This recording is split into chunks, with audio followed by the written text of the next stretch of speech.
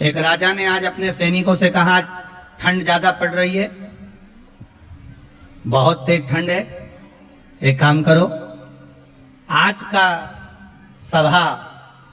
की सभा महल के अंदर नहीं लगेगी, महल के बाहर लगेगी।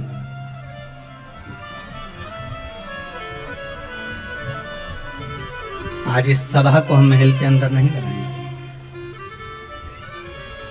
आज इस सभा को हम महल के बाहर लगाएंगे।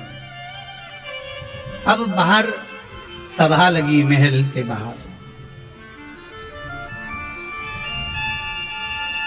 और महल के बाहर सभा लगी। इतने में उस सभा में एक हीरा लेकर एक व्यापारी आ गया। उसके पास में दो बड़े बड़े हीरे थे और दोनों हीरे बड़े सुंदर थे। ऐसा लगता है कि दोनों कोहिनूर हीरा हो, और हीरा बड़ा सुंदर, दो ही हीरे और बड़े बड़े सुंदर हीरे, और अच्छे बड़े बड़े। शायद राजघराने में से हीरे भी नहीं थे, शायद राजघराने में इतने सुंदर हीरे भी नहीं होंगे जो हीरे उस व्यापारी के पास में थे। बड़े सुंदर हीरे को देखा, राजा के महल के बाहर जाकर खड़ा हुआ, जहां पर सभा लगी हुई थी उस सभा में हाथ जोड़कर कहा, महाराज हमारा मन है आपसे कुछ कहना चाहते हैं। दरबारियों ने कहा, क्या कहना चाहते हो, पहले हमें बताओ। नहीं नहीं, हमें महाराज से कहना है, महाराज हमको आपसे कुछ कहना है। महाराज जी बोले, बोलो क्या बात है, क्या बोलना चाहते हो। महाराज जी केवल इतना सा कहना चाहते हैं कि मेरे पास में दो कोहिनूर हीरे हैं, दो हीरे हैं मेरे पास में, और ये हीरे में एक हीरा असली है और एक हीरा नकली है।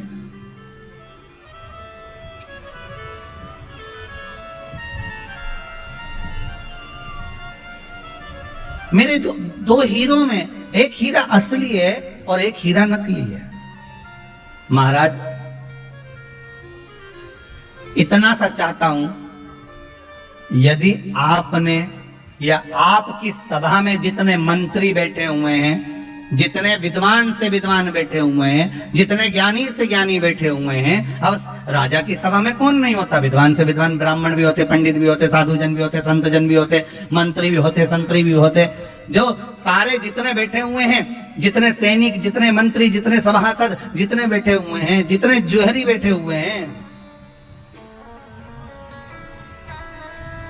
मेरा निवेदन है, अगर आपकी सभा में और आप बता दोगे कि असली हीरा कौन सा है और नकली हीरा कौन सा है, आपने बता दिया असली कौन सा है, तो मैं असली हीरा आपको देकर चले जाऊंगा, और अगर नहीं बताया तो आपसे हीरे की कीमत लेकर आऊंगा, क्योंकि मैं सारे राज्यों में घूमता घूमता आया हूं, हर राज्य में मैं जीतता आया हूं, क्योंकि आज तक कोई मिला ही नहीं कि जिसने बता दिया कि इसमें असली हीरा कौन सा।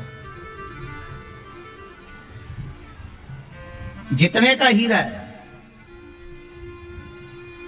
उतने का रुपया मैं आपसे लेकर जाऊंगा। अगर आपने गलत उत्तर दिया तो, अगर हीरा असली बता दिया तो वो हीरा आपका, और हीरा असली नहीं बता पाए तो उस हीरे की कीमत आपको देना है,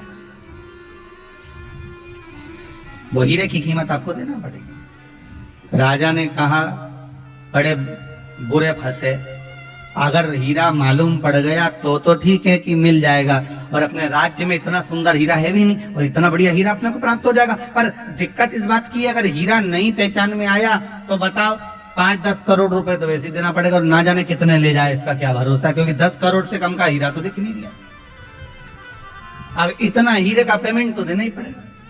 फिर भी राजा ने कहा, हमारे पास में बहुत अच्छे अच्छे जोहरी बैठे हुए हैं, हमारे पास में बहुत बड़े बड़े सभासद बैठे हुए हैं, हमारे पास में बहुत बड़े बड़े मंत्री बैठे हुए हैं, सब बताएंगे कि हीरा कौन सा असली है, कौन सा नकली है, ये सब बताएंगे।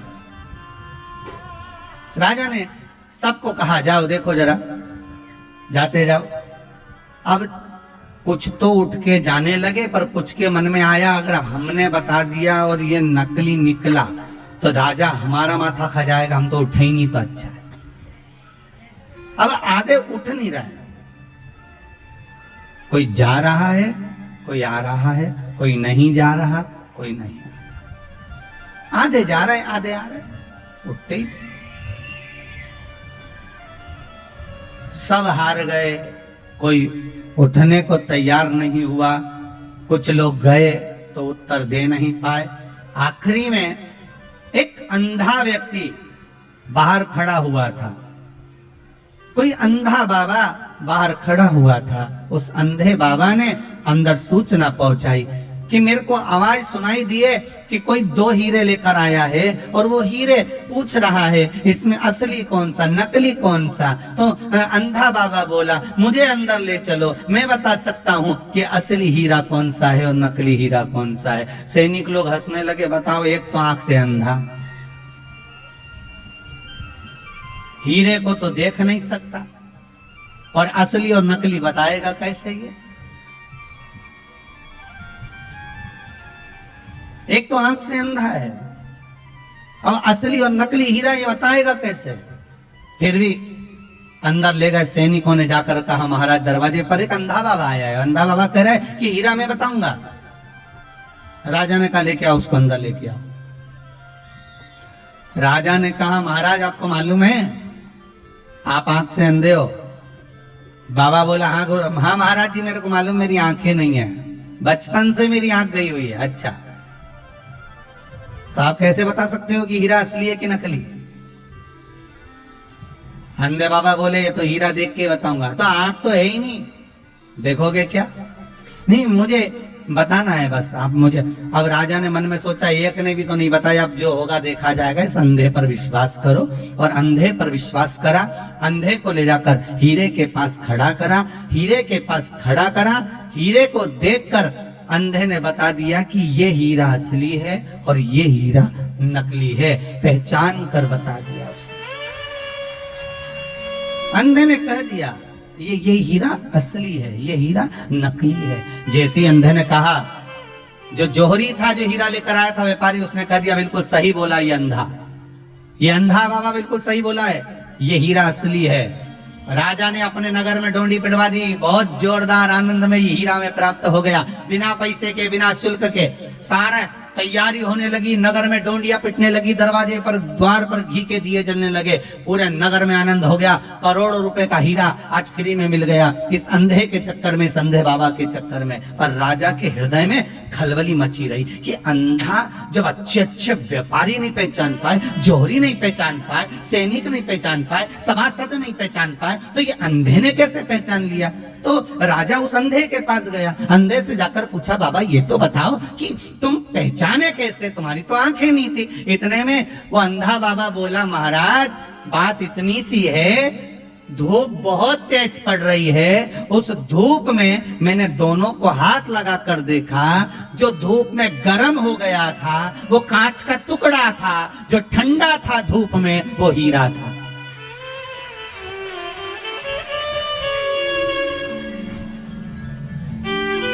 भारी से भारी धूप में भी कांच गर्म हो जाता है, भारी से भारी तपन में भी, भारी से भारी धूप में कांच गर्म हो जाता है, पर भारी से भारी धूप में हीरा कभी गर्म नहीं होता, हीरा हमेशा ठंडा की ठंडा रहता है।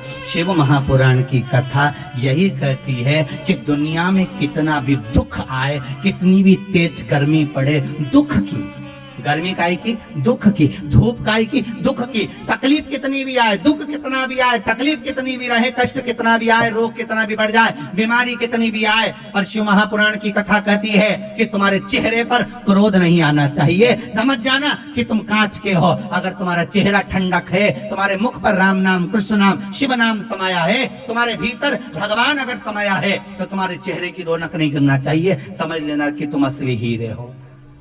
असली और नकली की पहचान करना ये हीरा की कथा कहती है।